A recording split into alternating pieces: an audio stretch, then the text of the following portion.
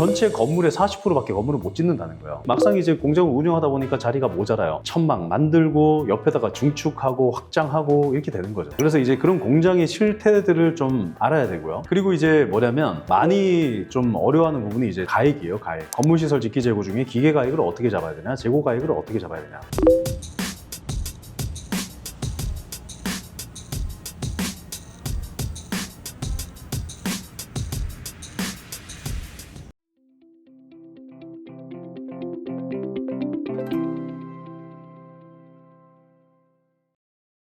본 광고는 심의 기준을 준수하였으며 유효기간은 심의일로부터 1년입니다. 안녕하세요, 권태진입니다. 자, 이번 시간에는 우리가 극강의 난이도를 자랑하는 공장화재 보험 한번 알아보도록 할까요? 제가 이제 스터디 멤버들한테 이제 공장화재 보험이 제일 쉽다고 하는데 생각해보니까 이게 제 기준이었지 어려운 게 맞기는 해요. 근데 이제 왜 공장화재 보험이 어렵냐면 체크를 해야 될 게 너무 많아요. 그러니까 주택화재 보험 같은 경우에는 건축물 대장하고 물건하고 실제로 동일한데 공장에 가면은 미등기에 천막에 그리고 이 사업자 등록증이 있는 업종업태랑 실제랑 하는 거랑 완전 달라. 그리고 막 소유관계도 복잡해. 기계가 중고기계는 얼마로 잡아야 돼? 기계는 얼마로 잡아야 돼? 감가상각은 어떻게 돼? 물어보는 것도 많고 일반적으로 이제 법인 같은 경우에는 이제 전문계약제로 분류되기 때문에 사고 발생 시에 좀 원칙대로 하는 경향이 있습니다. 아무래도 공장화재 보험 솔직히 뭐 제대로 하려면 교육만 뭐 100시간 들어도 해결이 안 되는데 제가 실무를 하고 있는 그 프로세스대로 한번 설명을 쭉 드려볼게요. 그래서 이제 공장화재 보험 또 들어보면 그렇게 어렵진 않습니다. 7가지의 체크해야 될 것들이 있는데 제가 한번 영화처럼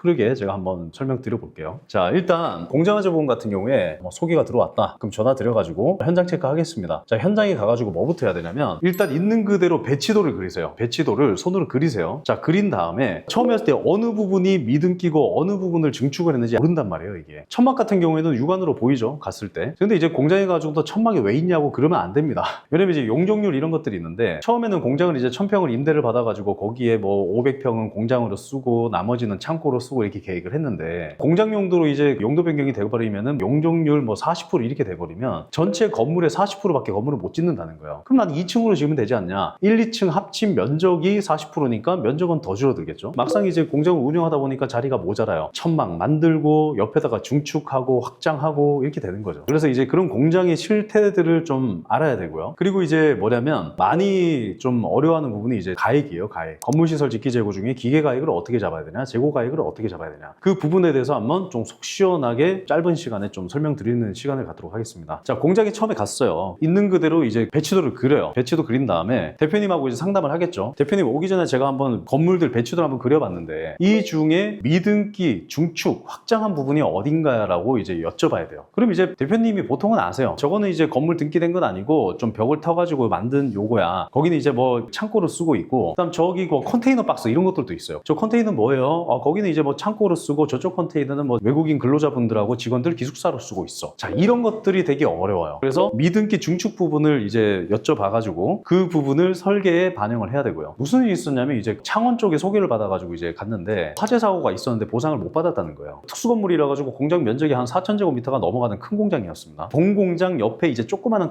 컨테이너하고 이게 확장한 부분이 한 10평 정도 있었어요. 크진 않았어요. 근데 그 부분이 안 들어가 있어서 거기에서 화재가 나면서 본 건물의 벽이 휘어버렸거든요. 판넬 같은 경우에는 일부 휘어버리면 그 다 뜯어야 돼요, 그게. 근데 이제 가입 목적물에서 발생한 화재가 아니기 때문에 보상에서 이제 면책이 됐었다. 그 얘기를 들었었죠. 그래서 건물 등기된 곳 말고 미등기 부분을 잘 체크를 해야 된다. 그리고 천막이 붙어 있다, 떨어져 있다 이런 것들을 복합 구조로 할지 4급 천막 구조 적용할지 상급으로 적용할지 이 부분을 심사자랑 소통을 하면서 건물 급수를 제대로 설정을 해야 일단 아무리 설계 잘해도 건물 급수 잘못되고 요율 잘못돼 버리고 피보험자 설정 잘못돼 버리면 보상이 안 돼 버리니까요. 자, 그래서 건물 급수 체크를 하고요. 자, 그 다음에 이제 대표님께 여쭐게 우리가 설계할 때 일단 구조부터 보면 공장 같은 경우에 간단해요. 자, 일반 물건, 주택 물건, 공장 물건으로 나눠진다고 했죠. 공장 물건 같은 경우에는 이제 급배수 누출손해, 스프링클러 누출손해와 같은 누수 특약이 없습니다. 그러니까 누수를 아예 얘기를 안 해도 돼요. 그리고 이제 시설 소유 관리자 배상 같은 경우에는 주차장 사고, 여기 방문한 손님들 사고, 시설 소유 관리자 배상은 존재하지만 일반적으로 재보험자 요율, 구등요율 산출해야 돼요. 일반적으로 가입을 하지도 않고 인수가 쉽지는 않고. 그래서 재산에 대한 손해와 배상 담보만 잘 설정하면 됩니다. 자, 손해 담보, 건물 부속, 시설, 집기, 기계, 재고 동산, 그리고 이제 전기, 변발전 설비, 수전 설비 이런 것들 잘 넣어가지고 설계를 해야 되고요. 배상 책임 같은 경우에는 일반적으로 화재 배상. 거기에 이제 우리 제품에 대한 PL 보험 이런 것들은 별도의 보험으로 따로 이제 보통 구독으로 하죠. 그래서 일단 재산에 대한 것, 화재에 대한 것들만 이번 시간에 살펴보겠습니다. 자, 여기서 이제 건물시설 집기재고, 기계, 동산 이런 것들을 설정을 하고요. 화재, 폭발, 붕괴침강 사태, 지진, 그리고 이제 뭐 제조달 차익지원금, 화재 휴업 손해, 벌금, 화재 벌금 담보. 자, 이런 것들은 이제 회사의 상황에 맞게끔 더 넣어줄지 말지, 그건 이제 개별적으로 상담을 통해서 조정을 해줍니다. 그럼 이제 설계에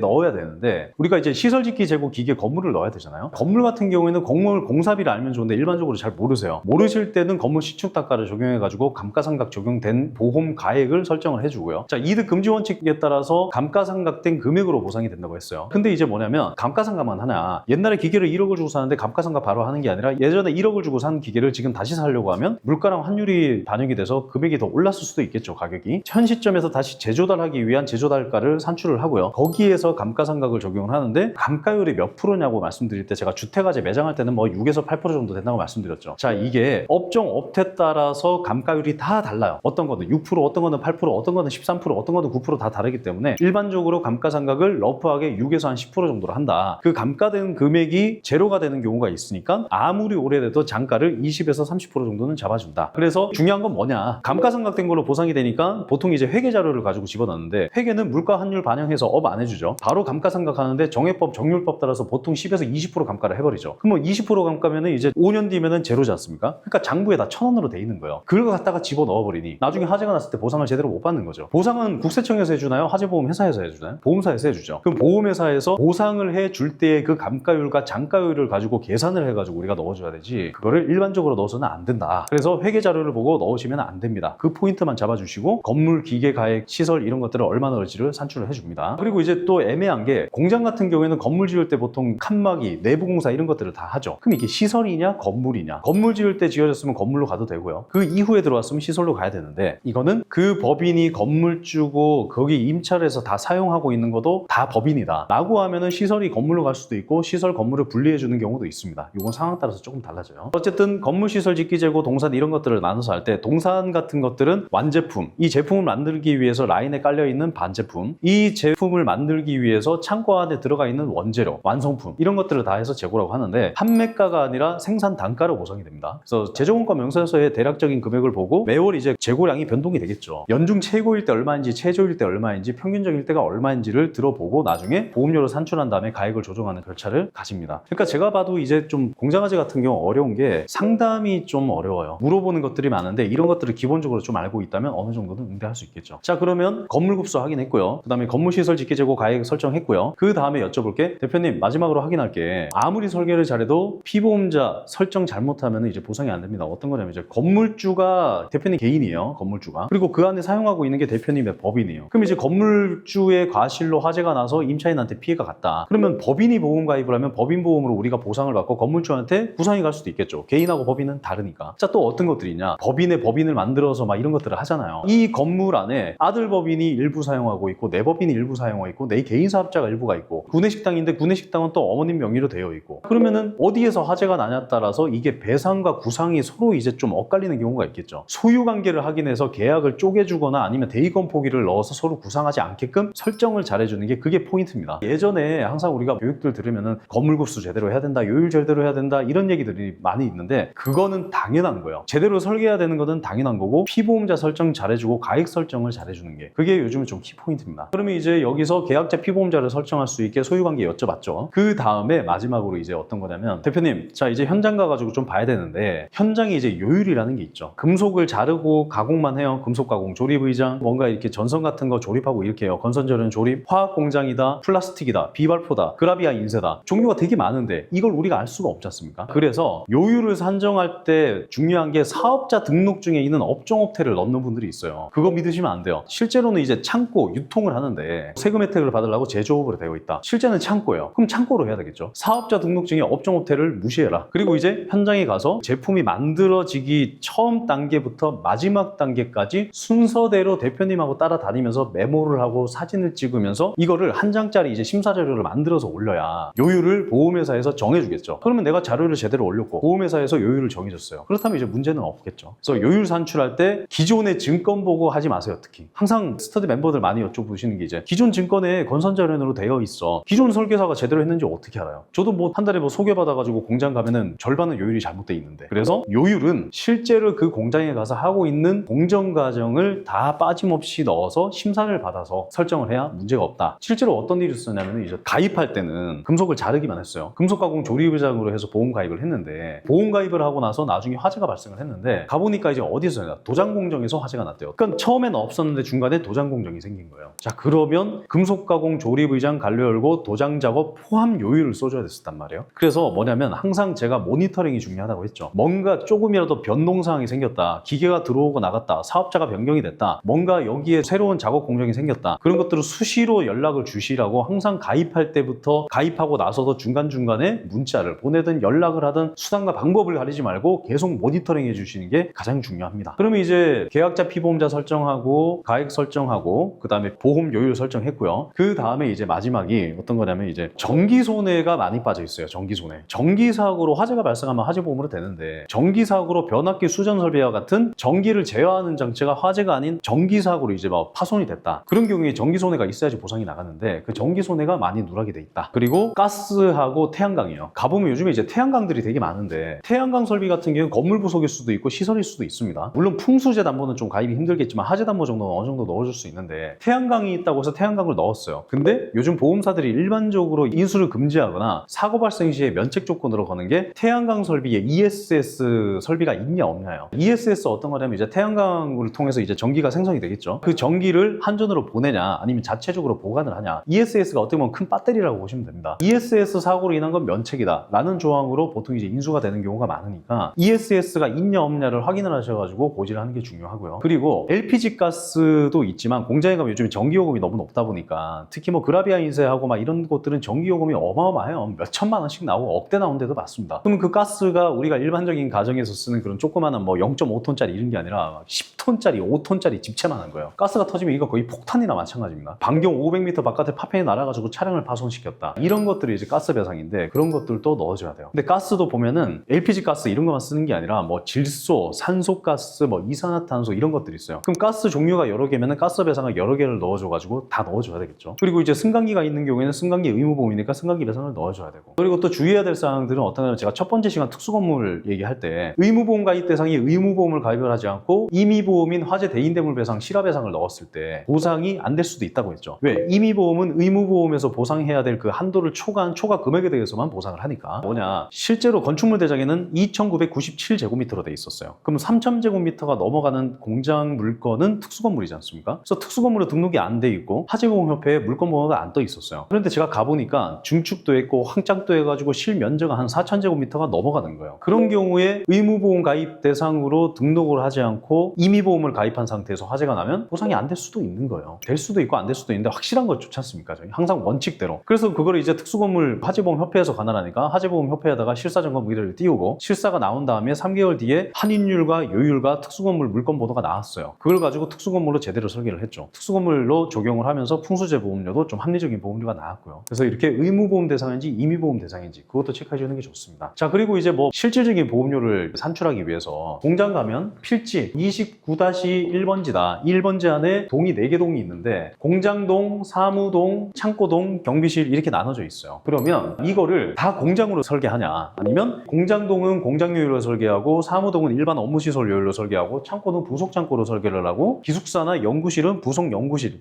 이런 것들로 설계하고 전기실 같은 경우에는 부속동력실로 설계를 하고, 그러면 요율이 쪼개지면서 보험료가 조금 떨어질 수도 있겠죠. 단점도 있습니다. 왜?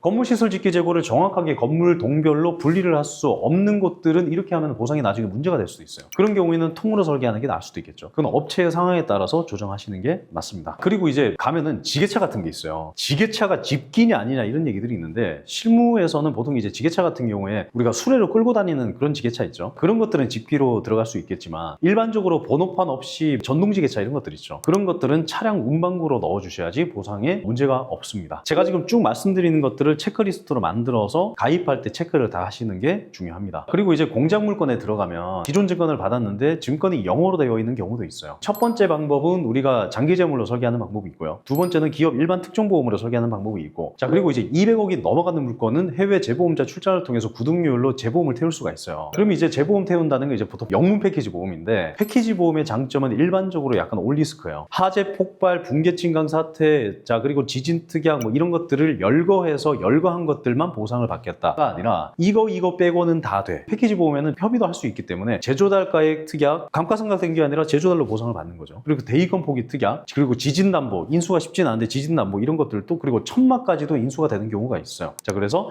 200억이 넘어가는 물건들은 영문 패키지 보험으로 시도를 해보는 것도 나쁘지 않습니다. 이런 것들을 어느 정도 좀 머릿속에 들어오면 큰 공장 같은 경우에는 설명드릴 수 있겠죠. 일반 대기업들이 사용하는 기업 특종 보험으로 설계를 한번 해봐드리고요. 이게 기존 동일 조건 1항, 2항 같은 경우에는 보험 가액 평가를 제대로 해서 건물 기계 리스트 받아가지고 가액 평가하면 돼요. 그럼 아까 물가 환율 반영해가지고 제조사 차액 산출하고요. 여기에서 경영감가 공제 적용한 실 보험 가액을 산출을 해서 이거대로 현실적인 보험료를 설계하는 방법이 있고, 세 번째는 아까 업한 제조달가로 보상을 받는 제조달가 보험으로도 한번 설계를 해보겠습니다라고 여러 가지 안을 드릴 수가 있겠죠. 자 그래서 공장화재는 좀 변수가 많고 제한을 할 수 있는 폭이 여러 가지고, 거기에 따라서 고객의 니즈가 어떤 건지 모르기 때문에 좀 어려운 것 같아요. 그래서 공장화재 보험을 좀 자유자재로 다룰 수 있다면 정말 재물보험의 전문가라고 할 수 있겠죠. 거기까지 올라올 때까지 계속 좋은 교육 해드릴 테니까 다음에도 좀 더 좋은 주제로 찾아뵙도록 하겠습니다. 감사합니다. 이 채널은 보험 설계사분들께 이 어렵고 복잡한 화재보험을 쉽게 알려드리는 채널입니다. 보험 설계사분들은 이 극강의 난이도를 자랑하는 재물보험을 쉽게 헤쳐나가기 위해서는 좋은 교육과 좋은 멘토가 필요합니다. 1:1 자문 서비스, 설계 검토, 전국 온오프라인 강의를 비교적 낮은 금액으로 유료 멤버십 형태로 운영하고 있습니다. 15년간 수천 건의 물건, 이를 통해 실무와 교육을 겸비한 좋은 멘토를 만나 재물보험을 자유롭게 운영할 수 있는 연금술사가 되고 싶으신 분들은 연락 주시기 바랍니다. 감사합니다. 본 광고는 심의 기준을 준수하였으며